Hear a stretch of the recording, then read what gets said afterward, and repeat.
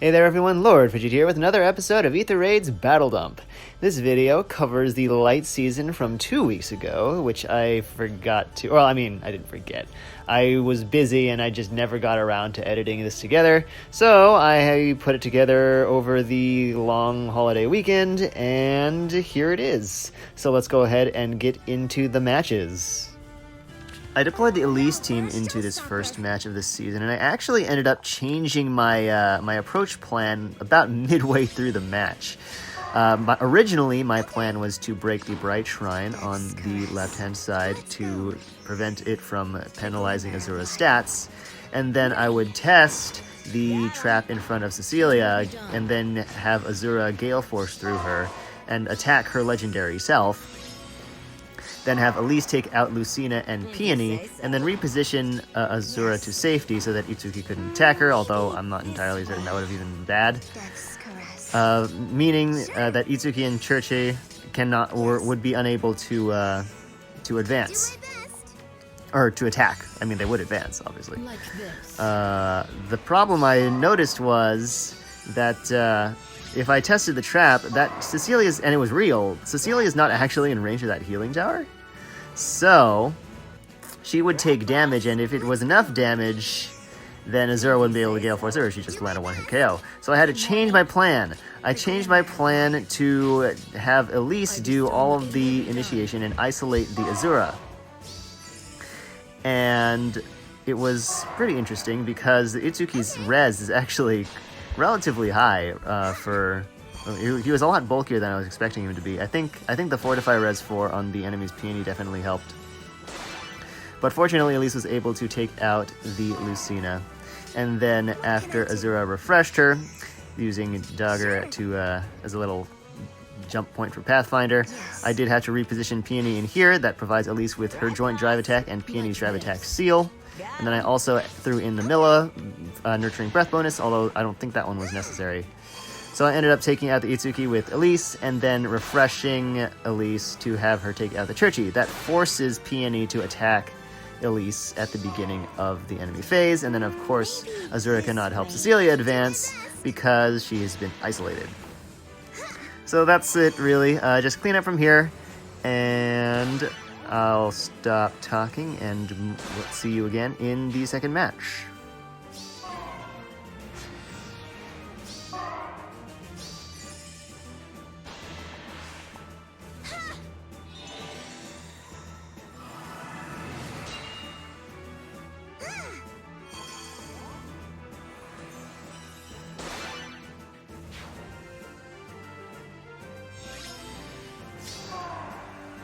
Yes?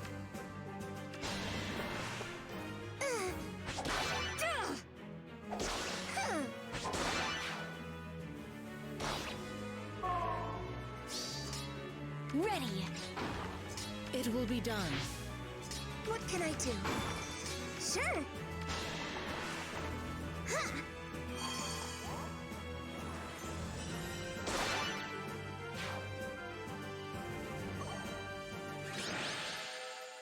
I deployed the Caeda team into this map here for a rather scuffed Gale Force initiation.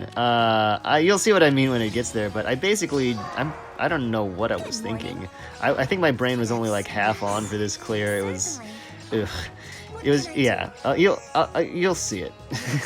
Basically, the idea here is that I'm going to have Caeda reposition Azura straight up, and Azura is going to then move to the space above the defense fortress.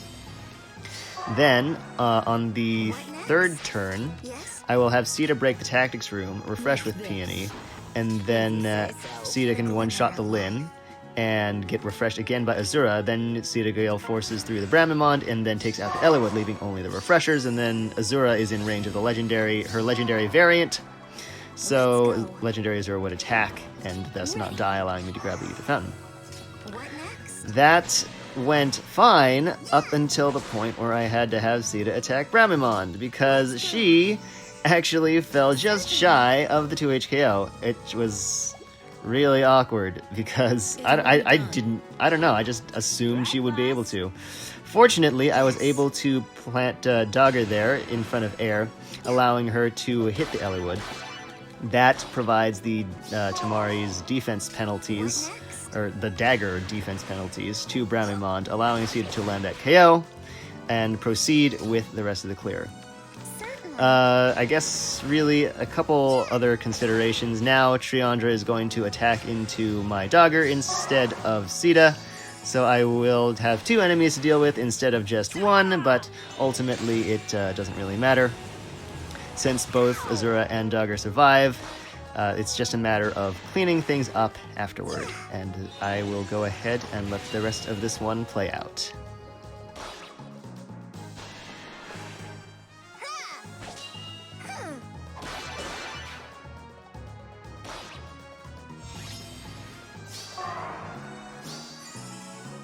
Death's caress. Let's go.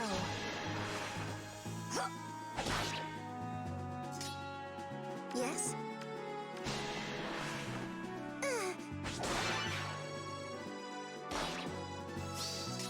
Got him.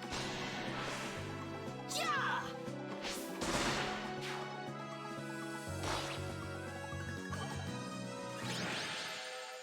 Alright, I deployed the Elise team into this also kind of messed up run, which annoyingly is 2 matches in a row where I had brain half on during pre-battle preparation phase. I don't know what happened, to be perfectly honest with you, but yeah, it was real weird. So I'm setting up a initiation on the left-hand side, obviously, and a couple things I was considering. One, I know for a fact that I at least reviewed in my head all of the skills that were relevant for the Elise versus Note matchup, Bestow my blessing. but I still somehow got the speed comparison wrong. I thought Elise would not be able to double Note, and she could, which, I mean, works out great for me, but it was very strange. I'm not sure why, what I missed there. Weird thing number 2, I just completely disregarded the fact that Sephiroth has Restore. I saw it. I think probably what ends up happening is that I just wasn't really thinking about it, because Restore I usually don't see as a threat unless it's a Restore trap. And this is not a Restore trap, it's just a Restore floating in the void. Ready. But you'll see how that comes in here. So first off, I was pleasantly surprised to find that Elise could KO Note. Then I had Elise refreshed, Yes? and then I actually had her KO the Azura. Now, if I had been paying attention to the fact that Sephiroth had Restore, I probably would have attacked the Roderick instead. But I wasn't, and I had Elise attack the Azura, dagger broke the Dark Shrine, and then at the beginning of the enemy phase, Sephiroth restored Roderick. Which, I mean, it's not necessarily bad, just because Elise has the speed to not get doubled and the bulk to not get one-hit KO'd. It was just this weird thing that I, for some reason, did not take into consideration, and I don't know why. Oh well. Anyway, it's pretty easy cleanup from here. The Edelgard doesn't have Mystic Boost, which is why I deployed the Elise team into it to begin with. Be done. And so she really just can't deal with repeated attacks from Elise. So that's basically just how this battle finishes up. I have 2 whole turns to get that done. So I will stop talking now and see you all again in match number 4. Right, boss. Let's go. Okay. Good morning. I bestow my blessing. Yes.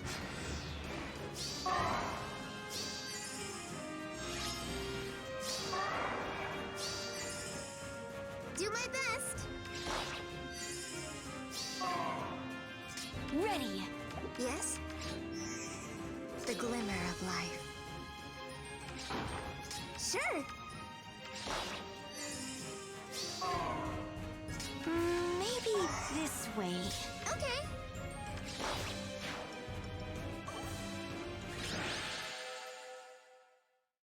I finally managed to turn my brain all the way on for this fourth match, and boy did I ever need it. I deployed the Caeda team into this Pathfinder Cav line, which is a little strange because it required me to make a plan that goes all the way through turn 2, and I'm initiating on I turn bestow 1. my blessings. So, yeah, I really did not want to deploy my brain-dead Savior Squad team.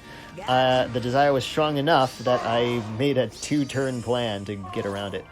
I had to read the AI guide for this one, specifically the rules about where enemies that aren't attacking are going to move. So after Mia goes ahead and attacks Caeda here, I'm going to actually pause this video and bring up those rules and just discuss what's going to happen, because this is really important for this clear. Let's just go ahead and start from the top. Sigurd is first. He is melee, no assist. He is targeting air. I'm not going to get into the targeting rules. Unfortunately, this time you're just going to have to take my word for it. Because he's targeting air, he's going to move here. This space wins tiebreak number 1, lowest distance from target. Note is next. She is melee with assist, and she is closer to the closest enemy to her than Eldigan is. Note is going to move straight down. I'm not sure whether she's targeting peony or air, but in this instance it doesn't actually matter. If she's targeting air, then straight down wins tiebreak number 1. If she's targeting peony, then the first 4 tiebreaks are still all tied up, so the decision falls to tiebreak number 5, closest space to the diagonal from the target. And 2 spaces down, for Note, is exactly on the diagonal from peony. Next up is Eldigan. It doesn't really matter where he moves, actually. He's the only unit who can move wherever the heck he wants, and it doesn't really have any bearing on the outcome of the match. Finally, there is Bramimond. Bramimond is targeting Peony, so he moves straight down because that space wins tiebreak number 1. Now, why is it important for the enemies to move to exactly these locations, you might ask? Well, the plan for turn 2 is as follows. Caeda attacks Sigurd, activating Gale Force. Because Caeda is 2 spaces below the heavy trap, Mila can smite her 2 spaces up onto it, allowing her to circumvent the trap's effects, if it's real, and KO the Bramimond. Then, on the right-hand side, Azura can warp to Dagger, who is under 50% HP after taking that round of combat with Veronica. Veronica will go down to Azura, activating Azura's Gale Force. Veronica vacating that space means that Dagger can now go through it. She has 3 movement due to Even Tempest, and she can take out her sister Note. Then she can get a refresh from Azura to take out the Plumeria as well, leaving just the Eldigan to clean up after the ether structures are taken. So that is the plan. I'm going to go ahead and unpause this, and it'll all play out. As you can see, the enemies moved exactly how I wanted them to. I did have there was a bit of a hitch. I forgot about Mia's chill attack, or rather I didn't really even notice it. So I needed to get field buffs onto Azura and place Peony in range to get drive attack support so she could KO the Veronica. So Azura could KO the Veronica more like clearly, I guess. But aside from that, everything went according to plan. Caeda was able to KO the Bramimond. Then Azura was able to take out the Veronica, and then Dagger was able to take out the Note and the Plumeria. This is all just cleanup afterward. I will make a quick note that I do at some point destroy that golden throne. I thought that after taking Eldigan's bonfire, Caeda would be under half HP on the next turn, so I could warp Peony to that space so she could grab the ether fountain. But then Caeda got the air healing. So yeah, I promise I didn't destroy that structure for no good reason. Yeah, that's it. So with all that said, I'm going to go ahead and let this one play out, and I will see you in match number 5.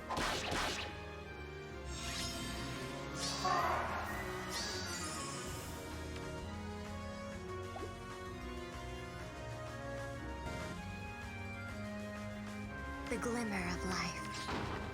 Good morning. Death's caress. It will be done. Yes? Like this. Right, boss? What next?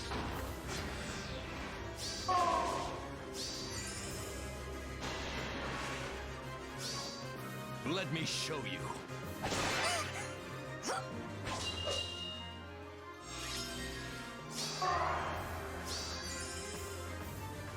If you say so. Yes. Right, boss? Ready. If you say so. Expect the best.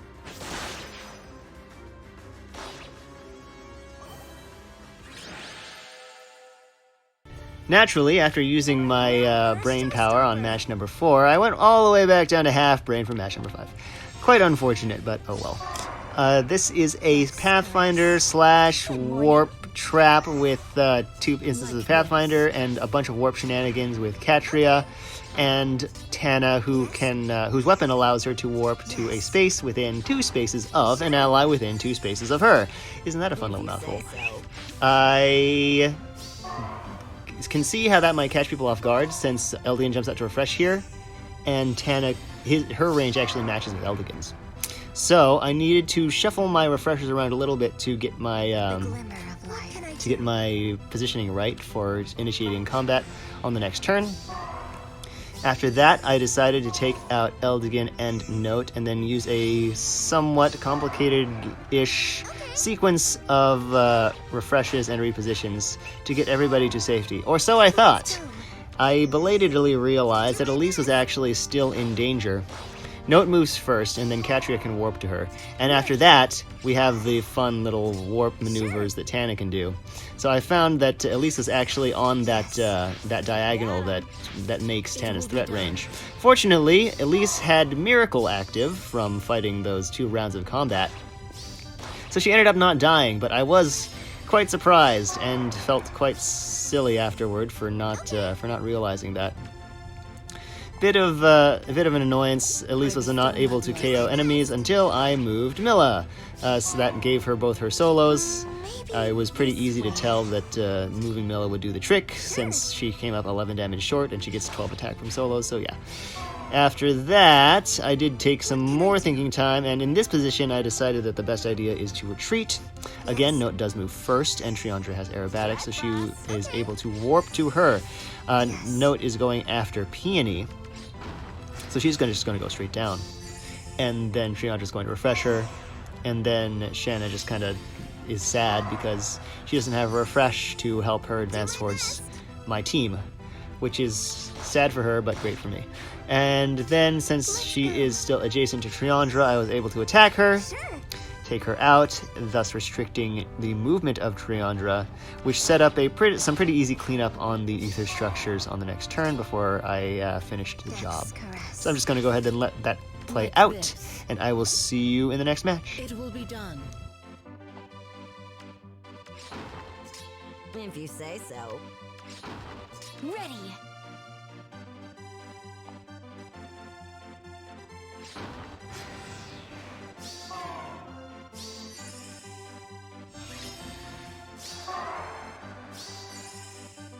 Good morning.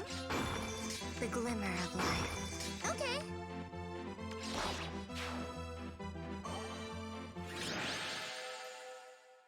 I deployed my final Bossy Dune team into this double save armor setup. I did have to drop Edelgard from this team. I decided that there really just wasn't Away we go. Ready. there wasn't enough focus put on the tank. The tanking power was spread too thin, so I decided to throw in Flame here to help the 2 tanks that I thought were the most potent tanking wise accomplish their job. So Pathfinder allowed Brown-Minded Leaf to suicide into Hector there. That was great. Great for me, not so great for them. Enemy phase approaches are generally a solid way to go up against double save team maps, just because the very nature of double save, you have to invest so much into your team's enemy phase capabilities that their player phase capabilities just usually don't measure up when they have to go up against attacking enemy phase teams. So that was the downfall here. Idun just demolishes Gustav, and yeah, it's just clean up from here. I play Ring Around the Rosie with Hector a little bit, Like this. and basically just wait for the refreshers to to KO themselves on my armors and work my way up towards that Aether Amphoy in the corner. I think Dogger ended up finishing off the Hector just because she can. And yeah, that's it. So I'll let this one play out, and I will see you in the next match. The wind. Good morning. Right. This world. Is something afoot? It will be done. If you say so.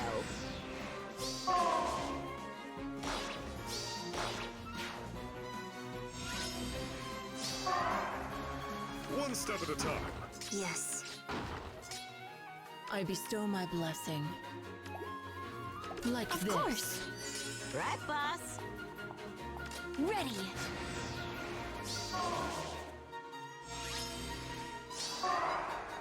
Right. This world. Got him. Maybe this way.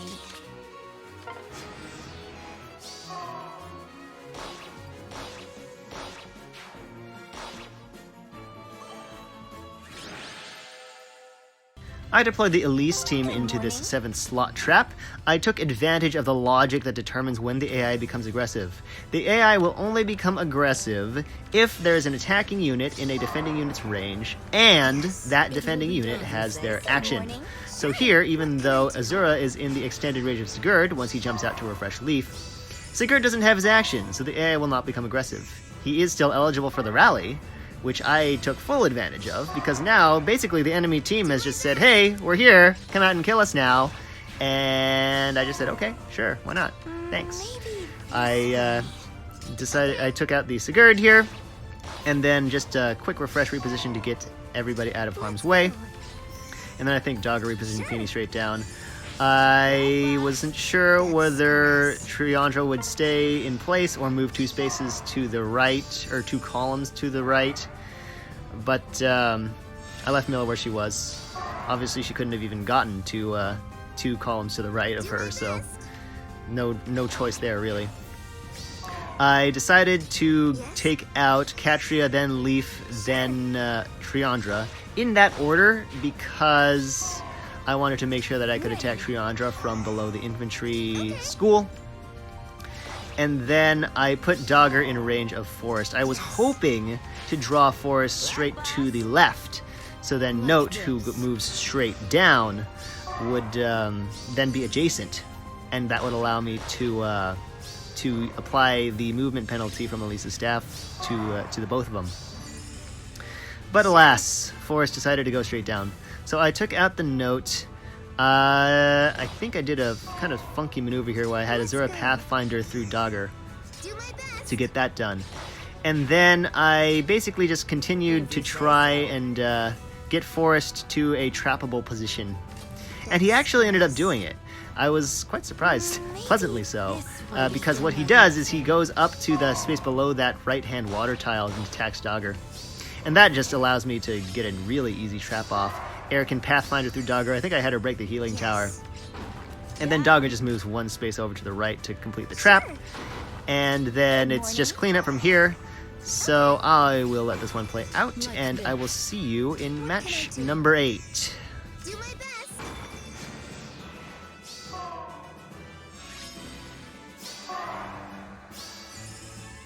Sure. Yes. Do my best. The glimmer of life. Okay.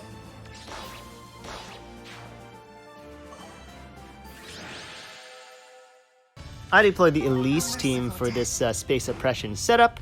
I went for a very aggressive approach here. So the first few turns is me just breaking a bunch of stuff. Okay. The plan is to go down the line with Elise, taking out Bramimond and then Note, and then having Azura Gale Force through the If Innis, you say so. allowing her to refresh Elise for 1 final KO on the Katria. Now that applies the movement penalty to everything except for Triandra, so Elise is guaranteed to not have to fight Sigurd. She will only be fighting Python and Triandra on that enemy phase.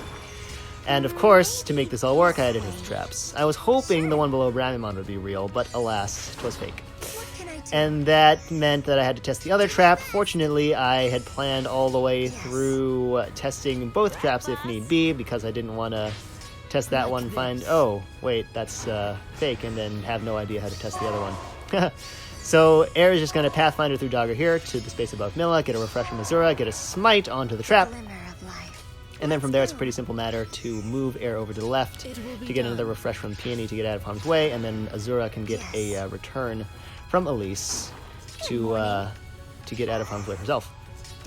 And then Dogger is going to reposition Milla into continue isolating the Triandra. I did actually have to take some thinking time on the next turn, because even though I had planned all the way through testing the traps, I wasn't really sure how to get into position to kick things off afterward. So it was actually a pretty simple maneuver. I did puzzle a little bit over what I wanted to do with Peony. I should have moved Air straight down and then just had Peony go up a space. And eventually, you'll see me struggling with that here. Eventually I just decided, you know what, screw it. I'll have Air reposition her in next turn. So, things kick off as I described, as Elise takes out the Bramimond. Then before I had Peony refresh, I made sure to have Dogger reposition Azura straight up. That gives Azura the Gentle Dream bonus, which is going to be very important in a bit. Elise takes out the Note, and then Azura takes out the Innis. Now here, Azura cannot refresh Elise from the space above, because Elise needs to attack from there. And she can't just drop back, because there's a trap. And that could be real. So that's why I need the Gentle Dream bonus. Elise takes out Catria. She has to fight Python and Triandra on the enemy phase.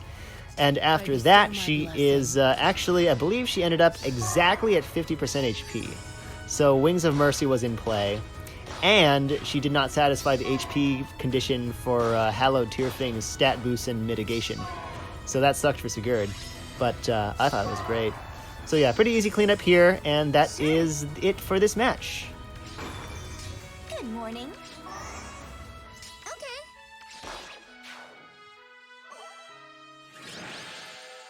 And that is it. I hope you all enjoyed this episode of Aether 8's Battle Dump. Some interesting AI logic stuff this time around. Look out later today for the Aether 8's Battle Dump video covering the previous Astra season, the one just completed yesterday at the time of this upload, at any rate. So hopefully you'll find that enjoyable as well. And as always, thank you all so much for watching, and I will catch you next time.